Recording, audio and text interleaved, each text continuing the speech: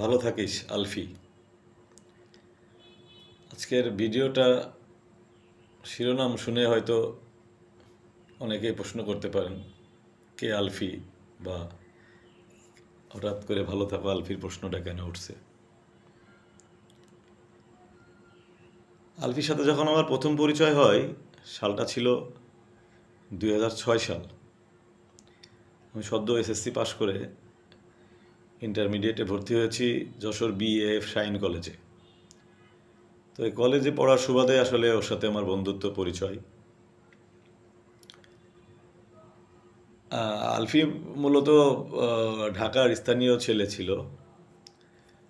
তো বাবা এয়ারফোর্সে চাকরি করার সুবাদে ও যশোর শাইন কলেজে পড়াশুনো করে, বাবা এখানে পোস্টিং ছিল। তো কলেজের প্রথম দিন যখন কলেজে যাই, আমার একটা বাইসাইকেল ছিল। তখন মূলত বাইসাইকেলটা একটা প্যাশন ছিল, সোজা হ্যান্ডেলের সাইকেল। তো সাইকেলটা রাখতাম যে গ্যারেজের পাশে একটা ক্যান্টিন ছিল, ক্যান্টিনের পাশে আর কি গ্যারেজ। তো যার যার সাইকেলের মাথা যে একটা খাঁচার ভিতরে ঢুকায় রাখতে হইতো। তো প্রাথমিক দিন জায়গা না থাকাতে আলফির সাইকেলটা আর আমার সাইকেলটা একটা ক্যাবিনেটের ভিতরে রাখা। তো এখান থেকেই মূলত পরিচয়। আমি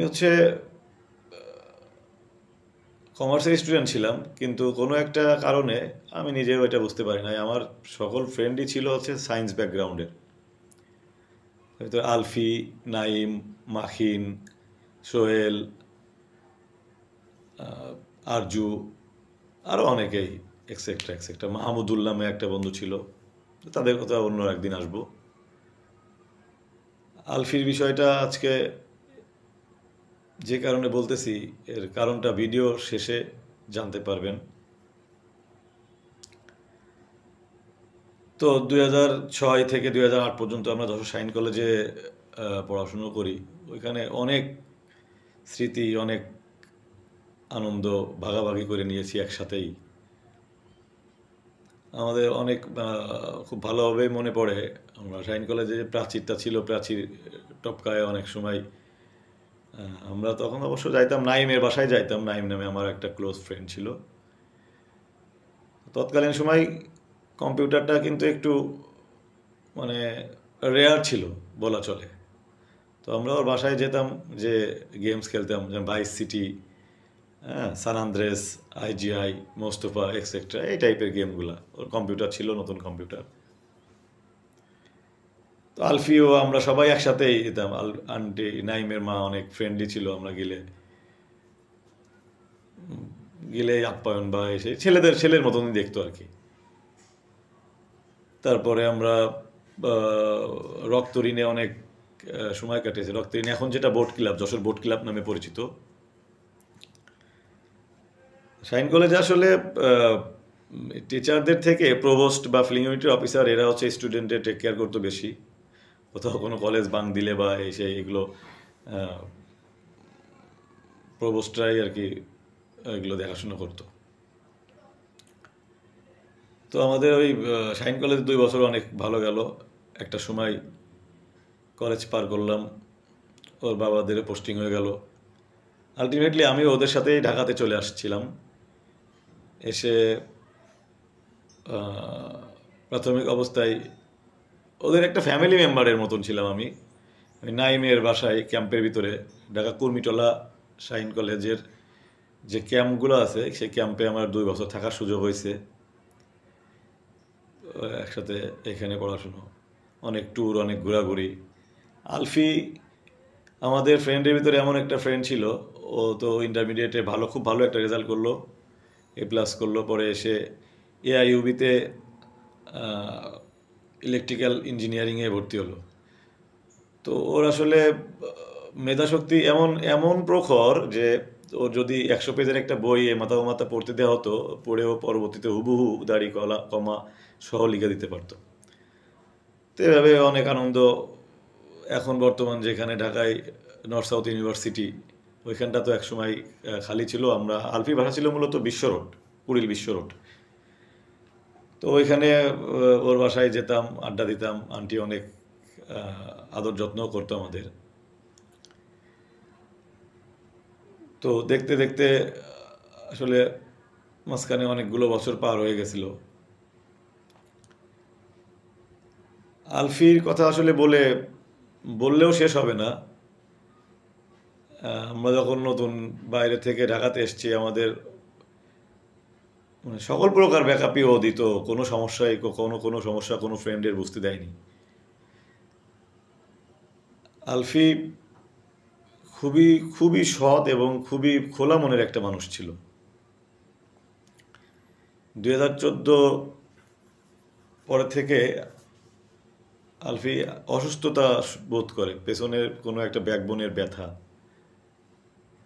2014 থেকে প্রায় 15-16 পর্যন্ত প্রায় 1 বছর আলফির সাথে কোনো যোগাযোগ ছিল না বলতে, ও থাইল্যান্ড গেছিল আর কি ঘুরতে বা কোনো কাজে ছিল এখানে। 2017 সালে হঠাৎ করে শুনলাম আলফি অসুস্থ।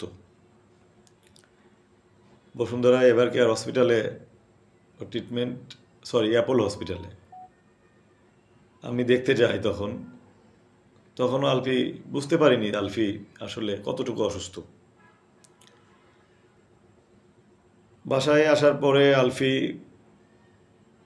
কন্টিনিউ নামাজ কালাম পড়া শুরু করলো। হঠাৎ করে বাসায় থাকতো, মানে হ্যালুসিনেশন টাইপের একটা ডিজিজ যেটা বলে, মানে কোনো কিছু দেখতেছি, কোনো কিছু কল্পনা করতেছি, কিন্তু এটা আসলে বাস্তব না। তো ঘর থেকে পরবর্তীতে আলফি ঘর থেকে আর বের হইতো না, ঘরেই থাকতো। নামাজ পড়তো, ঘরে থাকতো। পরে একটু সুস্থ হওয়ার পরে আলফি একটা বিয়ে করে। আলফির ফ্যামিলি থেকে আলফিকে বিয়ে দেয়। তখন আলফি মোটামুটি আগের থেকে একদম ঠান্ডা প্রকৃতির একটা মানুষে পরিণত হয়ে গেছিল। সেই প্রাণবন্ত, সেই উচ্ছলতা, সেই আনন্দ ফুর্তি সব কিছুই যেন আস্তে আস্তে ওর জীবন থেকে মুছে যাওয়া শুরু করলো। লাস্ট সিজনে মাজার একটা অপারেশন করা হয়েছিল। এটা আমি তো আসলে অত ডিটেলে বলতে পারবো না, এটা আসলে ডাক্তাররা বলতে পারবে যে মাজার ব্যাকবোন পেনটা আসলে কেন, কোন কারণে বা কি। আলফির একটা মেয়ে বাচ্চা হয়েছিল, অনেক সুন্দর মেয়েটা, অনেক সুন্দর কিউট একটা মেয়ে। আলফি মেয়েটা হওয়ার 6 মাস পরে অসুস্থ হয়ে পড়ে অনেক। হঠাৎ 2017 সালের 2রা জুলাই, আজকের দিনটা স্মরণীয় একটা দিন, আলফি মারা যায়। আমাদের সকলের মাঝ থেকে আলফি বিদায় নেয়। তো আমার লাইফে আমি একটু বন্ধুসুলভী মানুষ বলা চলে। আর আলফি এক্সট্রা ফ্রেন্ডলি একটা ছেলে ছিল। আলফির আম্মা অনেক ভালো ছিল। আলফির আম্মার মতন একজন মানুষ হয় না। তো আলফির সাথে ও যখন মারা যায় তার 2 মাস আগে মনে হয় আমার লাস্ট দেখা হয়েছিল, ওর বাসাতে গেছিলাম। আলফি আমাকে বলছিল, দোস্ত, যদি কখনো কোনোদিন কোনো অগোচরে কোনো কিছু করি ক্ষমা করে দিস।